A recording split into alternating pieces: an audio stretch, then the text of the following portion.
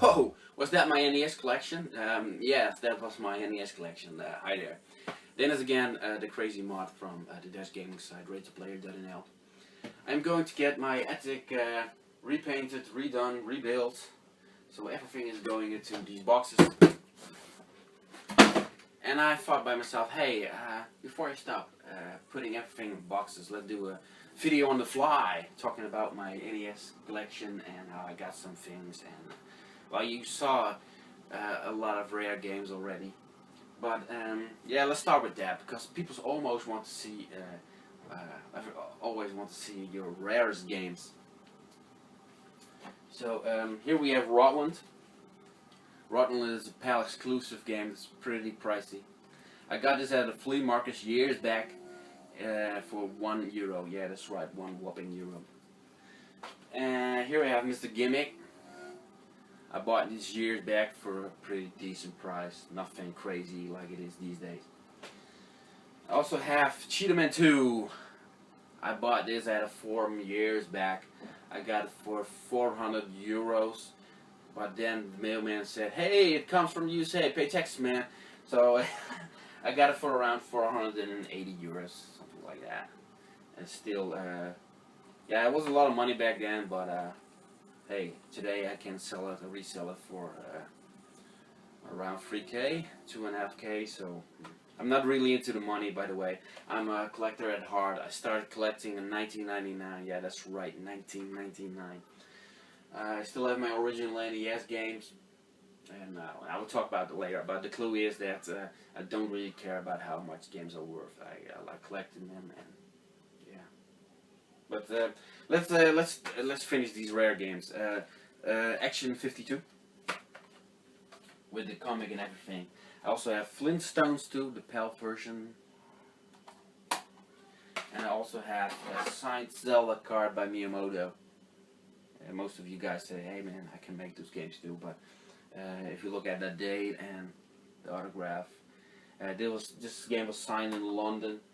I got it from a friend who was a relative to a Dutch reporter that was there back then, that works for a Dutch gaming magazine, and he got it signed and I got it from him. So I'm pretty happy with that. Still have the document with it, so it's a real deal. Let's start with how I got into collecting for the NES. This is the first set I ever got. The Nintendo Action set, or the Nintendo Entertainment System. It came with Super Mario Bros. And Duck Hunt. And I got it for Christmas in 1991.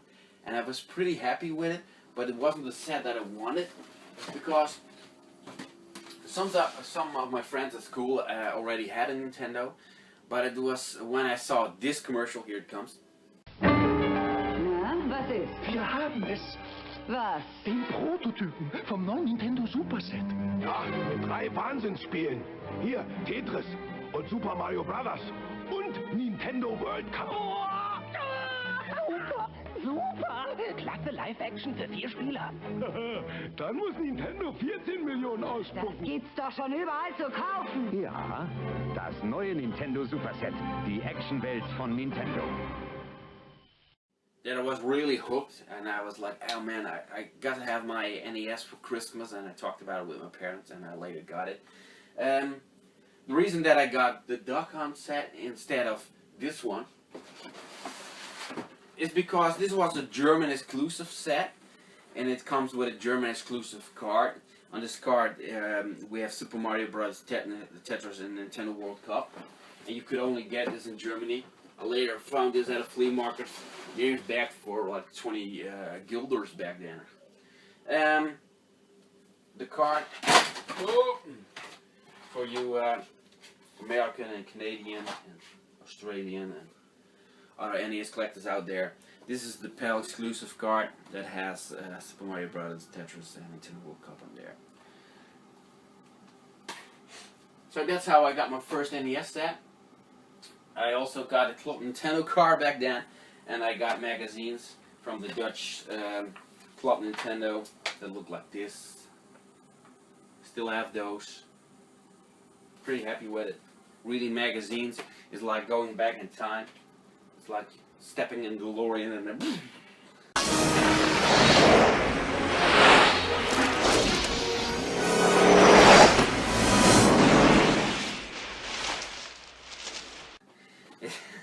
it's great fun reading back old magazines, reading back in them.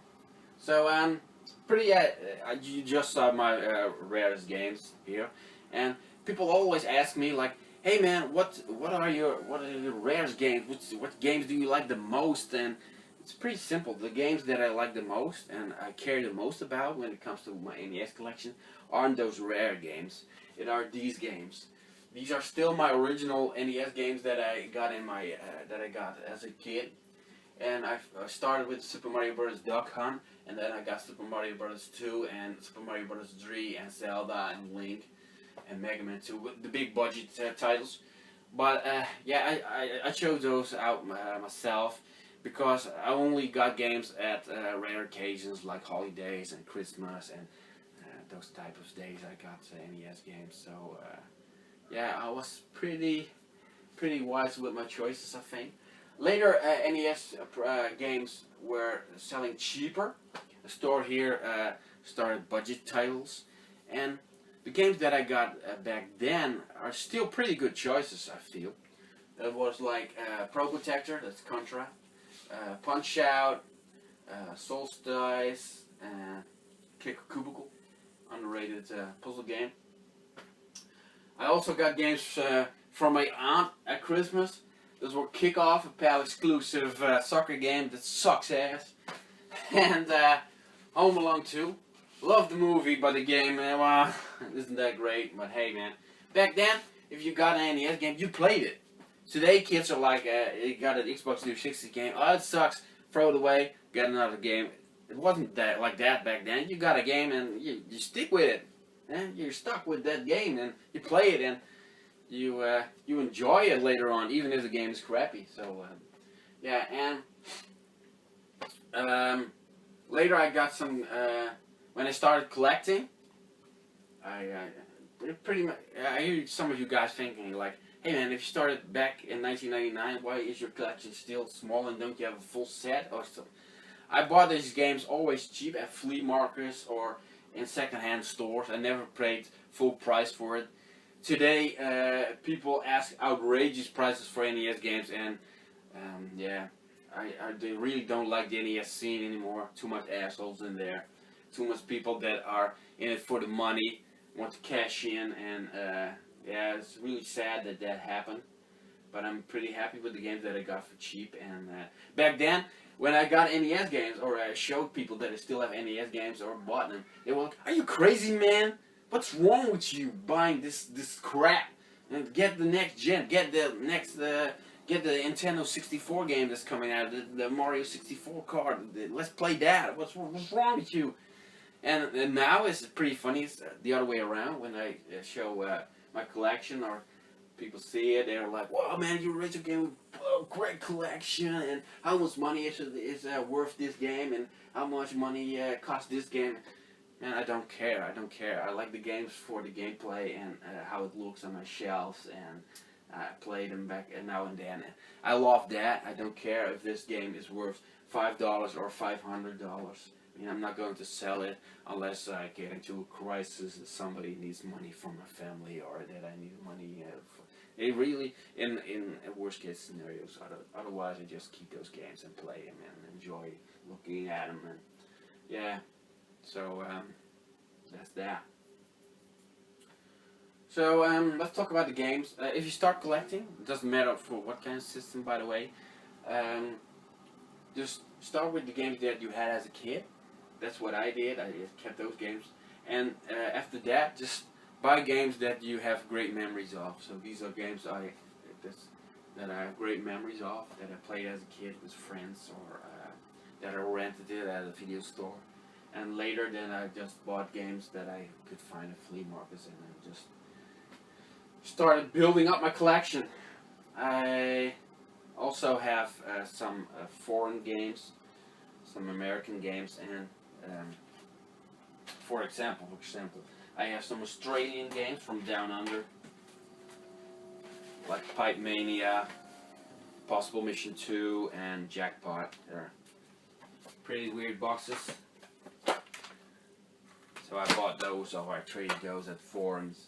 Still pretty cheap, nothing like the prices they are today. And I also have some American games, or NTSC games for the NES that didn't come out as a PAL version. For example, Friday the 13th, I'm a horror fan, so I just had to buy this and experience it myself. Star Trek, love the series, so I just have to get this. There isn't a PAL version for this, so. And I also got Crystallis and Dragon Warrior 1, 2, and 4. Still got those pretty cheap way back in the day.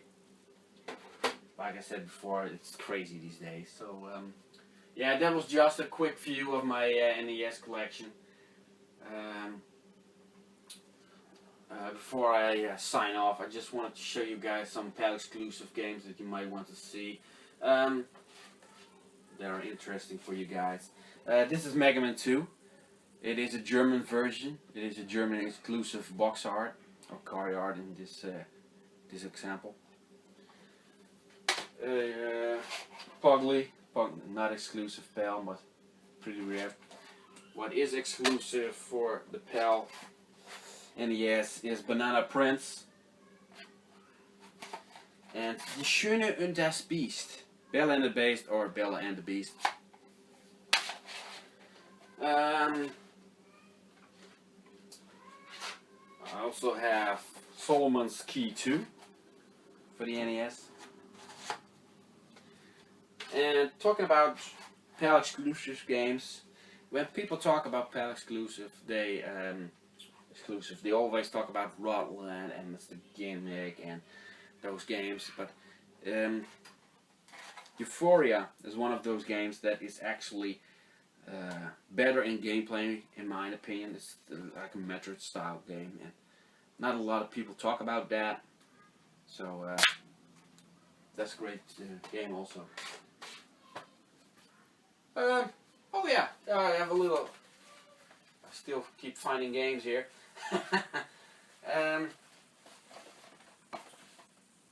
Talking about underrated games and hidden gems. Battle of Olympus. A lot of people know this game, but not a lot of people know that it is that great. Over Horizon, another PAL exclusive that isn't talked about much on the internet, but it is a space shooter and it is a great game. Still cheaper than Rodland and Mr. Gimmick. And I also have Little Samson, complete in box, the PAL version. So that was my NES collection. I could talk a little bit more about these games, but I don't want to bore you that much. And I'm going to pack these games all in boxes and start painting and rebuilding the place. So I hope you guys enjoyed this video. Give it a thumbs up if you liked it, and if you don't, give it a thumbs down. Nobody says that, but who cares? I say it anyway. If you want to subscribe at my channel, well, do what you have to do. Sometimes the videos are in Dutch and sometimes they're in English, but I try to entertain people and do it also for my own entertainment. So maybe see you guys again.